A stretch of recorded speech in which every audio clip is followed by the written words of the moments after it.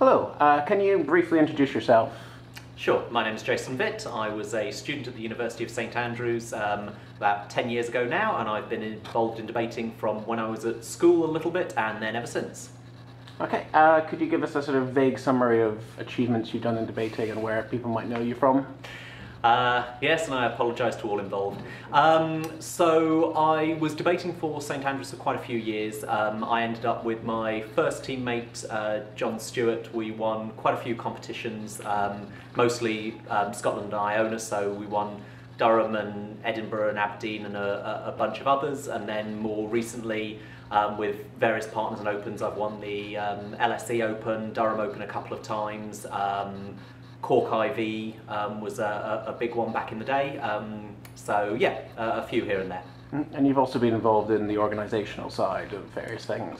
Yeah, to a greater and lesser extent. So when I was a student at university, I was involved in the Board of 10, which is the governing committee of St Andrews Debate, so I was involved in internal competitions and training. And then after I graduated, while a student there, I was involved in supporting the Courier Schools competition, which is unfortunately now defunct. So that was a schools debating competition on the Central Belt of Scotland, so going along and judging that type of thing. And then after graduating, I worked in lobbying for a year and then worked for the English Speaking Union in speech and debate for a couple of years, so running the schools mace, schools public speaking, and then head of speech and debate. So at that point I was involved in pretty much everything. Okay, cool. So how do you think university debating has changed over the quite a long time that you've been involved in it?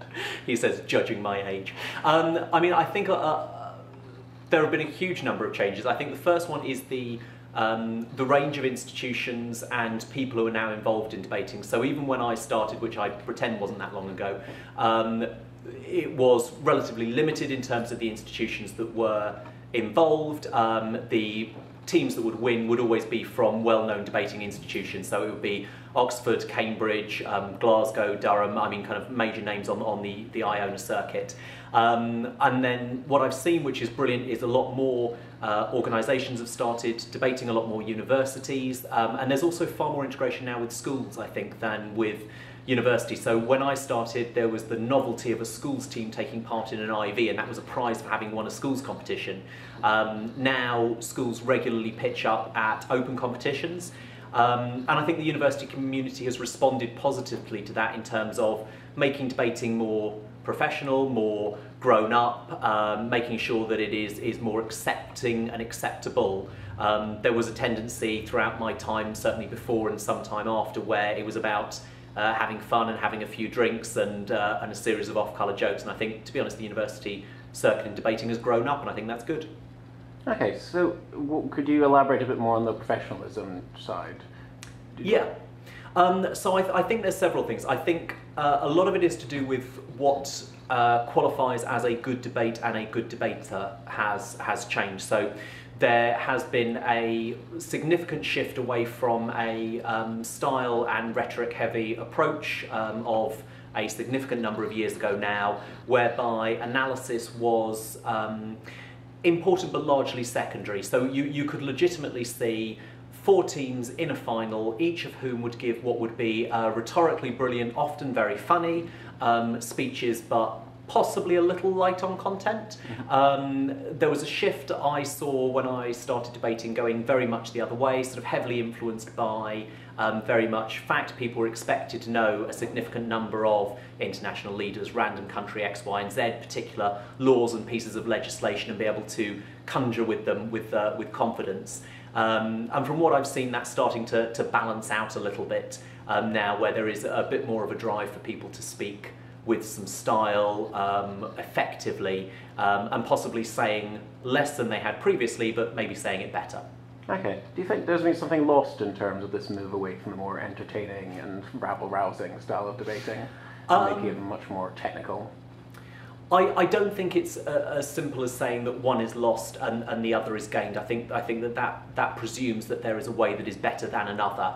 I think that different styles serve different purposes. So I think that the highly technical and the knowledge-based and all of that is potentially hard work is rewarded to a greater extent. I think that it's easier to a small extent for societies and individuals to get better at debating with help by themselves through research, through having a greater array of knowledge and all the rest. A lot of the stylistic techniques come only from time and practice, so it's going to take you a good number of years. And I think they're used in different scenarios. I think the highly technical side of debating at its most extreme is great for professional development, for articulating arguments, for synthesizing a large amount of knowledge, for speaking persuasively. I think the sort of rhetoric and style heavy is good for presentations, engaging an audience, and a whole series of kind of life skills, but it's how somebody melds those and responds to an audience, a situation, and uses those different areas of skill together. Okay, so if you were going to say what your sort of conception of debating overall was, how would you phrase it? Gosh, in competitive terms or in general terms? In competitive terms, probably. Yeah. So I suppose I would probably say that competitive debating is a phenomenal grounding to develop some life skills that you don't realise how valuable they are until much later. It's a way to engage with some of the brightest and best people of your generation, or of several generations, he says, feeling increasingly old, meeting people who you perhaps wouldn't meet in any other scenario from universities around the country and around the world. And I think it's only later in life, post-graduation, going into jobs, that I think the real value of debating comes through. So you can win 20 competitions and be the best debater in the world. Honestly, 2 years after graduation, nobody knows who you are, nobody cares. But the reality is that the skill set that you've developed, the kind of way that you've taught yourself to think, to respond to stimuli, to respond to challenge, is something. So for me, if I had to encapsulate debating, it is training to be outstanding at life, and it's then up to you in what field you choose to be outstanding. Okay, thank you. So if you were giving advice to a new debater on how to make themselves better and how to approach debating, what would you say? Almost certainly a few things. I'm a debater, I like to say more than one. The first is to approach it with a sense of fun and enjoyment. Accept that there are people who've been doing it for many years, where they've done it for many years at school before, or if they're just on their 12th degree and they're still sticking around. You're going to go into a room, you're going to see people talking in a certain way, using vocabulary and words that you've never heard before. They're going to talk about self-actualization, and they're going to talk about, you know, state theory actors and all sorts of stuff. Stick with it, find out what those things are. It is a learning curve. It is a way of finding out useful and valuable information.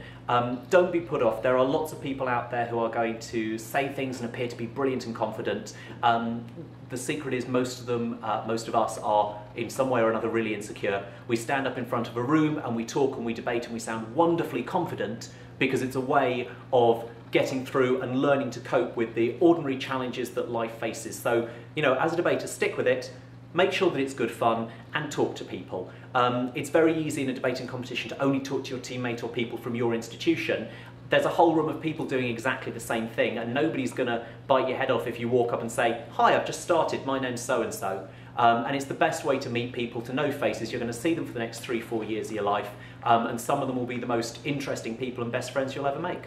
Back to the point you just made about debaters being insecure and sort of tying that into being confident in public. It's something I've noticed, sort of thinking of debaters as a social group. Yes. There's this strange mixture of insecurity and confidence. Do you have any sort of particular insight on that?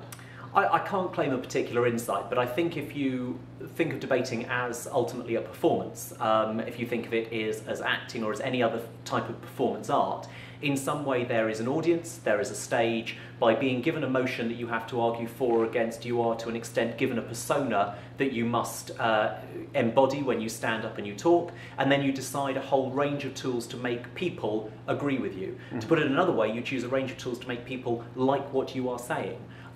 So in that respect, it is fundamentally about saying, listen to this, listen to what I'm saying, it's big and shiny over here, because you get to hide behind it.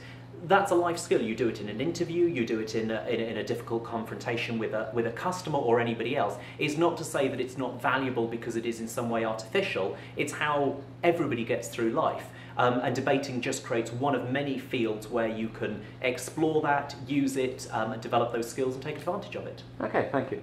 So we've talked about what you'd say to sort of introductory level debaters. What would you say to sort of mid-level debaters? So despite your modesty, you have done really quite well, even quite recently. So what would you say is, you know, if you could give a sort of one-sentence potted way to break, how would you say it?